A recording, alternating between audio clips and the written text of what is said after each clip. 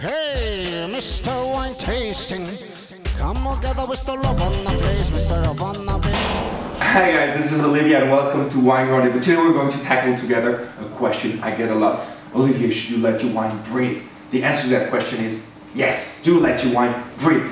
Technically, letting your wine breathe is called oxidation, meaning the oxygen of the air will go inside your wine and attack, alter the chemical structure of your wine, making it taste different. Okay, how? Well, two main consequences to oxidation. One, the aromas are going to open up. You know, when you first open a wine, it's a bit shy, it's a bit discreet, so you might want to expand these aromas to let them open.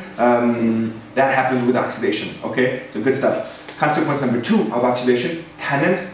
You know, the little mouth dry texture that you get in the reds will tend to fade away, okay? So the texture of your wine tends to evolve towards something much more silky. Aromas and tannins, boom, okay? But now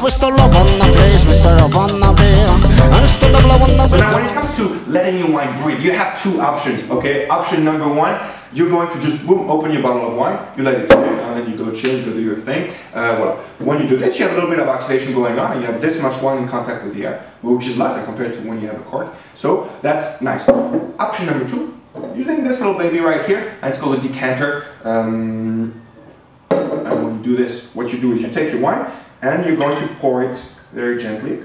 And as you pour it, there's going to be a lot of oxidation. Right now, when I'm doing this, the wine is really being oxidized. So that's one thing. And then once you're done pouring, well, there's going to be a great surface of wine in contact with the air. Right here, instead of this much when you just let your wine sit, there's going to be all that much. So the effects of oxidation are going to be just magnified. So really, make this your everyday life, everyday tool, let's say, in life. It looks very stuffy, very boring, like, ooh, little wine stuff thing. No, this really is a little something to enhance your pleasure, to make your wine taste better. So please use decanters.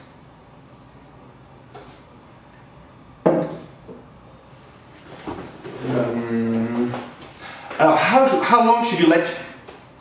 So how long should you let your wine breathe for? I would say a lot of time. You can go a good 2 hours in average.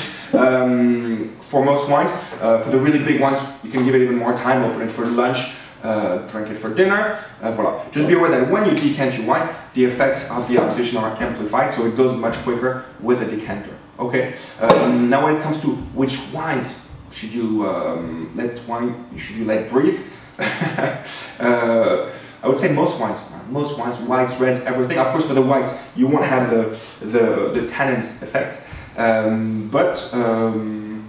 Voila. The ones you don't want to decant are really the bad ones. These ones you prefer they stay pretty shy.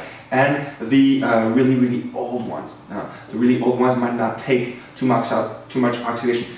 Speaking of old wine, we have actually two words in French for this little gesture I just did. One is called décanter. Décanter is actually separating the sediment from the wine. Okay, so the wine will be in here and the sediment will stay in the bottle. The other is carafe. Carafe is when you let your wine breathe, you actually want to open it up and to oxidize it. Okay?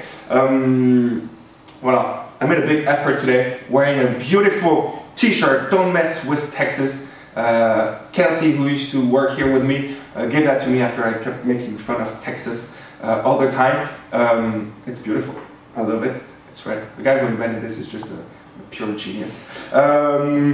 Voila. That was it for decanting. À très bientôt on winerendezvous.com.